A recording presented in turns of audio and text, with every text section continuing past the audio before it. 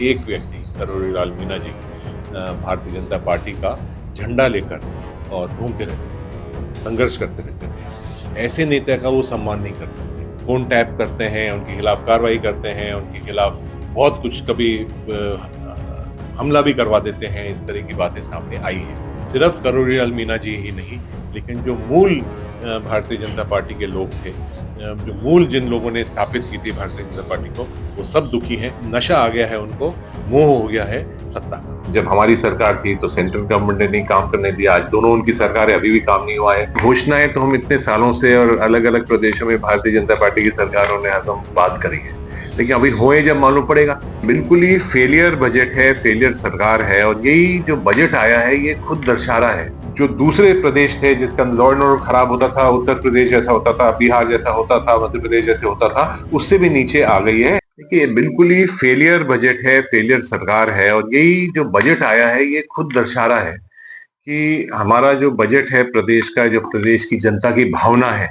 उसके अनुरूप नहीं है।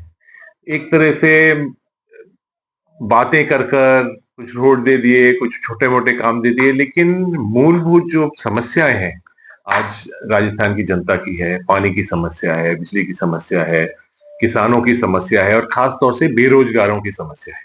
उसके लिए उनने क्या करा है? कुछ नहीं, जीरो। आज ईआरसीपी की इतनी बड़ी योजना के बारे में इनने ढिंडोरा पीटे हैं। प्रधानमंत्री जी ने एक एक बार नहीं, पांच पांच बार उसका दिया है कि उसको राष्ट्रीय परियोजना देनी चाहिए थी। आज मध्य प्रदेश में भी भारतीय जनता पार्टी की सरकार है, उसके ऊपर कुछ नहीं है। सिर्फ बजट में दो लाइन बोलने से या भाषण देने से ये योजनाएं चालू नहीं होती है। राजस्थान प्रदेश के अंदर किस तरह से हम लाख 2 लाख नौकरी, नई नौकरियां क्रिएट कर सके, उसके बारे में कोई बात नहीं है। इस बजट में नौकरियों को लेकर घोषणा भी हुई है, 100 लाख सरकारी नौकरी। और देखिए, घोषणाएं तो हम इतने सालों से और अलग अलग प्रदेशों में भारतीय जनता पार्टी की सरकारों ने हरदम बात करी है, लेकिन अभी हुए जब मालूम पड़ेगा।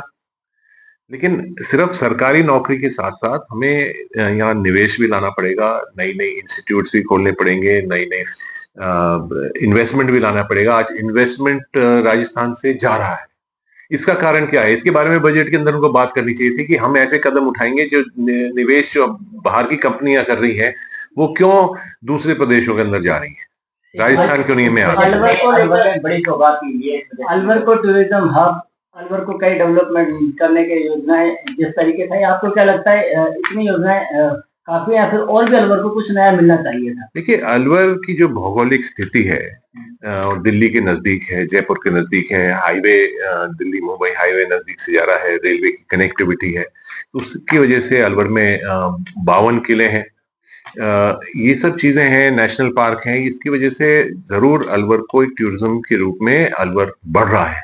हम देख रहे हैं इतनी बड़ी बड़ी होटल्स आ रही हैं, सैटरडे संडेज को होटल के कमरे नहीं मिल पाते अलवर के अंदर, तो ये एक टूरिज्म बढ़ रहा है।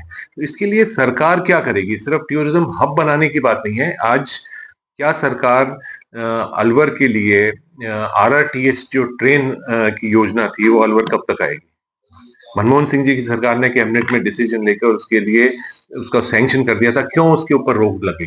जो हमारा इंटरनेशनल एयरपोर्ट अलवर के अंदर आ रहा था, वो कैसे रोक दिया?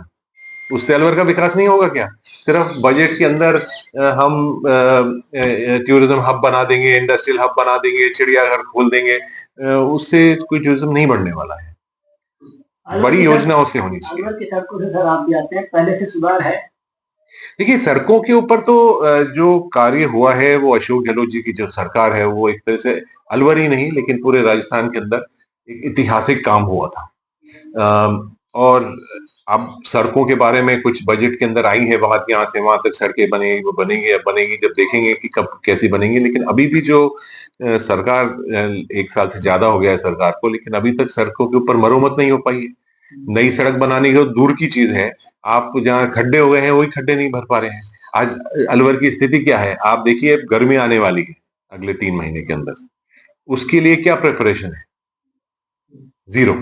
तो बार बार करे कि मेरा फोन पैक किया जा रहा है, इस्तीफा तक दे दिया, तो सरकार का क्या फेलियर है? कौन सा राज करोड़ी लाल मीणा के पास है जो सरकार उसके खिलाफ एक्शन नहीं लेगी? अगर वो गलत है तो, और वो सही है तो कौन से राज है? कांग्रेस में भी ऐसी घटनाएं होती थी। आप ये खुद ही देख रहे हैं कि एक बहुत बड़े वरिष्ठ नेता भारतीय जनता पार्टी के जिनने बहुत लंबे समय से राजनीति करी है, एक तरह से नींव का पत्थर रखा है भारतीय जनता पार्टी के लिए। जब कोई भारतीय जनता पार्टी को खासतौर से ट्राइबल इलाके के अंदर नहीं जानता था, तो सिर्फ एक व्यक्ति करोड़ी लाल मीणा जी भारतीय जनता पार्टी का झंडा लेकर और घूमते रहते थे, संघर्ष करते रहते थे। ऐसे नेता का वो सम्मान नहीं कर सकते हैं।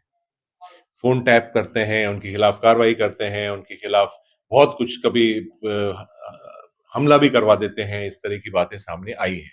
तो ये भारतीय जनता पार्टी को की जो एक किस तरह की इनकी कार्य योजना है, वो दर्शाती है कि वो अपने ही व्यक्ति के खिलाफ इस तरह की कार्रवाई कर रहे हैं।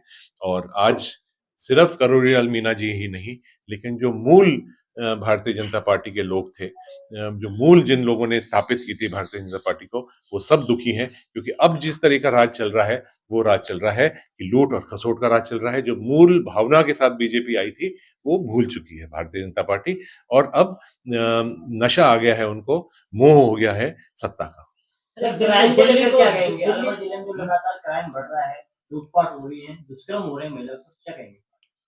कि आज लॉ एंड ऑर्डर की सिचुएशन प्रदेश के अंदर जो है वो आपके सामने है। सरकार ने कोई ऐसे कदम नहीं उठा रहे हैं। आज पुलिस की जो हालत है कि कांस्टेबल्स की भर्तियां नहीं हो पा रही हैं, यहाँ जितनी भी पोस्ट हैं वो सारी खाली हैं। गाड़ी है तो उसके अंदर टायर नहीं है, टायर है तो उसमें पेट्रोल डीजल नहीं है।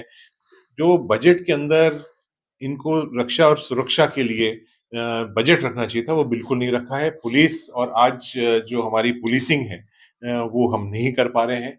ये बहुत बड़ा फेलियर राजस्थान का रहा। 1 साल के अंदर ही, जब से ये नई सरकार बनी है, यहाँ लॉ एंड ऑर्डर दुगना हो गया है पूरे प्रदेश के अंदर। और ये बड़े-बड़े वादे करके, बड़े-बड़े मुद्दे उठाकर इनने ये चुनाव जीता था, लेकिन सबसे बड़ा फेलियर ये है लॉ एंड ऑर्डर। आज जो दूसरे प्रदेश थे जिसके अंदर लॉ एंड ऑर्डर खराब होता था, उत्तर प्रदेश जैसा होता था, बिहार जैसा होता था, मध्य प्रदेश जैसे होता था, उससे भी नीचे आ गई है राजस्थान।